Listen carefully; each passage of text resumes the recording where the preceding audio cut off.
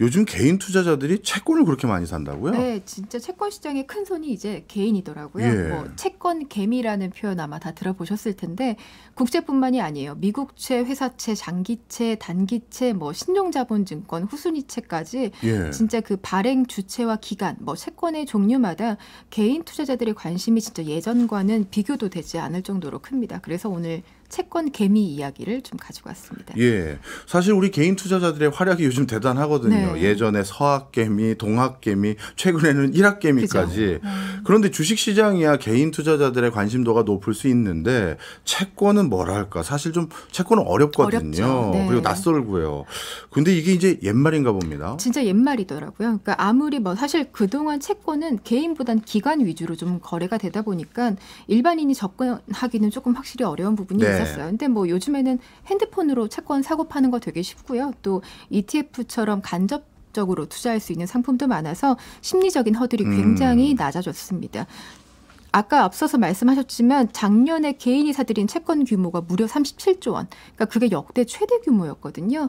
근데 이게 1년 전만 해도 20조 원밖에 안 됐었고요. 또 2021년에는 4조 원 정도밖에 안 됐는데 이게 해마다 몇 배씩 불어나고 있는 겁니다. 그러니까요. 저도 개인 투자자들이 채권을 37조 원이나 샀다는 거 참 놀라운 일이었다고 생각이 들었는데요. 네. 그런데 이런 추세가 올해도 이어지고 있나요? 지금 일단 연초 이후로 올해도 만만치 않아요. 연초 지금 현재까지 개인들이 사들인 채권 순매수 규모가 11조 원을 넘었습니다. 네. 근데 같은 기간 외국인도 비슷하게 샀거든요. 그러니까 지금 채권 시장에서 외국인과 개인이 동등한, 그러니까 비슷한 거래를 비중을 이야. 보여주고 있는 거죠. 예. 이게 또 그 지난해 기점으로 채권 투자 열풍이 불면서 월 평균 3조에서 4조 원 수준의 매수세가 꾸준히 유입되고 있습니다. 야, 이 정도면 개인들이 진짜 채권을 쓸어 담는다 해도 네. 과언이 아닌데 그런데 왜 이렇게 개인이 채권 투자하는 비중이 늘어난 겁니까? 이제 가장 큰 건 기준금리가 이제 고점을 찍었다. 그러니까 앞으로 금리가 내려올 일만 남았다 하는 그 기대 때문인 것 같아요. 네. 지금 일단 시장에서 6월에 이제 미국이 금리 인하 나설 거다라는 이야기 굉장히 많이 하잖아요. 그리고 예. 또 며칠 전에 이제 연준이 연내 3번 정도 내릴 수 있다라는 걸 시사를 하면서 이제 아무래도 떨어지는 가격을 좀 먹어야겠다라는 기대가 가장 큰데요. 지금 채권 가격이 이제 금리와 반대죠. 그러다 보니까 금리가 높다는 건 채권 가격이 쌌다는 거고 금리가 낮아지면 앞으로 채권 가격이 올라갈 테니 그만큼의 자본이득, 그러니까 시세 차익을 먹을 수 있다는 뜻이거든요. 그렇네요. 네, 그러니까 사실 길게 보면 지난 20년간 금리, 그러니까 시장 금리는 추세적으로 점점 하락했기 때문에 주식 대비 변동성이 굉장히 없었습니다. 네. 그러니까 투자자들에게 굉장히 재미없는 시장, 먹을 게 없는 시장이었는데 코로나 사태 이후에 초저금리 시장에서 금리가 갑자기 급격하게 튀면서 그 변동성이 뭔가 투자의 기회를 만들어준 거죠. 네, 그리고 또 올해 같은 경우에는 WGBI 특수도 있습니다. WGBI 특수가 뭐예요? 이게 지금 이제 세계 국채 지수인데요. 예. 영국 파이낸셜 타임스 스톡 익스체인지 러셀이 관리합니다. 글로벌 채권 시장에서 선진국이다라는 약간 증표 같은 걸로 이해하면 쉬울 것 같아요. 현재 미국 포함해서 영국, 캐나다, 일본 같은 24개국이 편입돼 있거든요. 예. 근데 이 지수를 추종하는 자금이 약 2조 5천억 달러. 그러니까 우리나라 돈으로 3,300조 원 정도 돼요. 네. 근데 GDP 기준으로 봤을 때 세계 10위권 국가 중에서 빠진 곳이 우리나라랑 인도밖에 없거든요. 그래서 정부가 꾸준히 이 지수에 편입되고자 굉장히 노력을 많이 했습니다. 뭐 원화 채권 저평가 현상 해소하고 또 국채의 신뢰도를 좀 높여야겠다 이런 취지였던 거죠. 근데 지금 이걸 어떻게 평가해 오냐면 국채 발행 규모나 아니면 국가 신용 등급 또 시장 접근성 같은 거 따져서 통상 3월과 9월 편입 기준을 이제 심사를 하거든요. 예. 근데 마침 어제 발표가 났는데 이제 안타깝게도 우리나라, 인도 모두 탈락했어요. 그래서 아직은 워치리스트, 이제 여전히 관찰 대상국 지위만 유지하게 됐습니다. 우리나라는 경제 규모도 만만치 않고 네, 또 그죠. 국가 신용 등급도 좋은데 게다가 요즘은 국채 투자 열풍까지 부는데 그죠. 왜 떨어진 거예요? 우리나라 같은 경우는 사실 정량적인 조건은 문제가 없어요. 네. 그러니까 뭐 신용 등급이나 아니면 발행 잔액도 문제가 없는데 시장 접근성이 항상 발목을 잡았습니다. 그러니까 외국인이 투자하기에는 아직은 조금 허들이 높다는 거예요. 네. 그래서 이제 올해부터 우리나라가 외국 금융기관들한테 외환시장 개방했고요. 또 외국인 투자자가 한국 국채를 편리하게 관리를 해서 투자할 수 있도록 하는 인프라도 마련했는데 이런 제도적 정비가 아직 있긴 했지만 이게 정말 바뀌었구나 하고 외국인 투자자들이 체감할 수 있을 정도까지는 아직 시간이 조금 더 필요해 보입니다. 네. 만약에 이 WGBI에 편입이 되면요. 네. 채권 개인 투자자들이 누리는 뭐 남다른 효과 이런 게 있습니까? 일단 지수 편입으로 기대되는 글로벌 자금 유입 추정치가 적게는 50조 원, 많게는 80조 원이에요. 그러니까 우리나라 국채를 찾는 수요가 늘어난다는 거니까 뭐 아무래도 채권 발행할 수 있는 금리 낮아지는 거고 이자 비용 싸지는 거죠. 그러니까 그만큼 규모의 경제가 만들어내는 이득이 좀 있다고 보면 되는 것 같아요. 네, 그렇군요. 요즘 주식시장에서는 밸류업 프로그램이 이슈인데 네. 채권에서도 이렇게 국내 채권에 대한 재평가 필요성 이런 게 커지고 있는지는 몰랐습니다.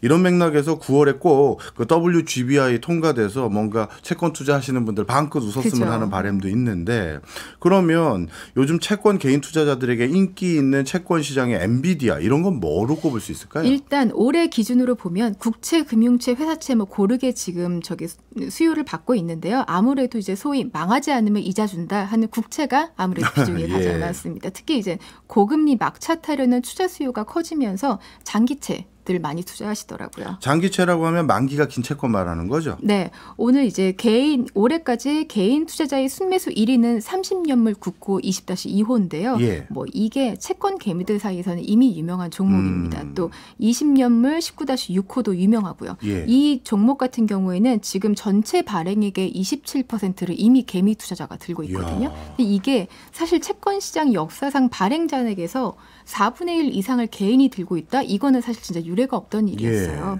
근데 왜 인기가 있냐? 만기가 긴데 이게 2019년부터 2021년, 그러니까 그 제로금리 시기에 발행이 된 것들이라서 표면 금리가 굉장히 낮습니다. 그러니까 그래서 이자 수익이 적다 보니까 그럼 이자 수익이 적은데 왜 투자하지? 네. 고액 자산가들이 세금 낮추려는 용도로 굉장히 많이 찾았습니다. 근데 지금 우리나라 세법상 채권의 이자 수익은 이자 소득세가 부과돼요. 근데 자본 차익은 과세가 또 비과세 대상이거든요. 그래서 연간 금융소득이 2천만 원 이상이면 금융소득 종합 과세 대상에 해당돼서 최고 49.5%, 그러니까 사실상 절반을 토해낼 수 있다는 얘기인데 그렇죠. 표면 금리가 낮아서 이자 수익이 적으면 세금을 줄일 수 있잖아요. 그런데 금리가 내려가서 채권 가격이 오를 때 팔면 대신에 자본 차익은 남길 수 있죠. 그러니까 이 틈을 노린 겁니다. 그렇네요. 어찌 보면 세후 수익률은 높은 거네요. 네, 세후 수익률이 높은 채권인 거죠. 절세와 시세 차익을 동시에 누릴 수 있다니 정말 저래도 투자하고 싶겠는데요. 네, 근데 뭐 일단은 지금 하도 법상 개정 된다는 이야기가 많으니까 2025년 이후에 금융투자소득세 시행 여부에 따라서 효과는 좀 달라질 수 있습니다. 하지만 어쨌든 현재 기준으로는 세법상 채권의 만기 상환 차익이나 매매 차익에 과세가 없으니까 절세 측면에서는 굉장히 큰 메리트인 거죠. 네, 다른 인기 있는 종목은 또 뭐가 있을까요? 이것도 같은 맥락인데요. 장기채에 대한 수요가 워낙 커져서 국고채 말고 이제 만기가 긴 미국채에 간접적으로 투자하는 ETF 상품들이 꾸준히 러브콜을 받고 있고요. 또 조금 더 공격적인 채권 개미들은 기업입이 발행한 신종자본증권, 후순위채 이런 것들 중에서 이제 5%에서 7% 주는 거 있거든요. 이런 거 찾는 수요도 꽤 있습니다. 아니 정기예적금도 아니고 채권인데 7%를 준다고요? 이거 뭐예요? 이 신종자본증권, 후순위채 모두 채권이에요. 근데 이제 발행 주체의 자본 인정 여부에 따라서 이름이 조금씩 다릅니다. 최근에 이제 기업들이 자금 조달하려고 채권을 찍었는데 기관 투자자로부터 충분히 주문을 확보하지 못한 경우에는 이제 리테일 통해서 개인 투자자들에게 가기도 하거든요.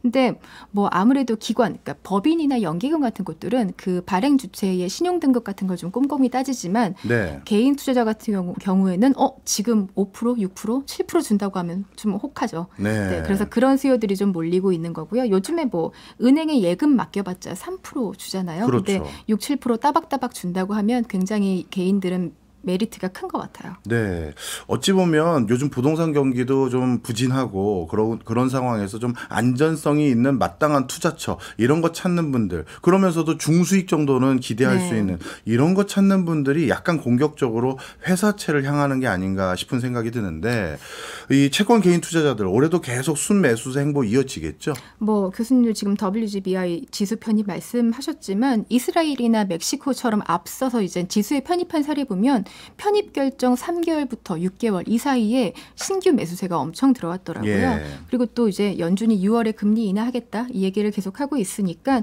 올해 상반기가 채권을 살 수 있는 마지막 기회다 이런 인지가 확실히 좀 있더라고요. 그래서 아무래도 상반기까지는 일단 지금 같은 매수세가 유지되지 않을까 하는 게 시장의 전망입니다. 알겠습니다.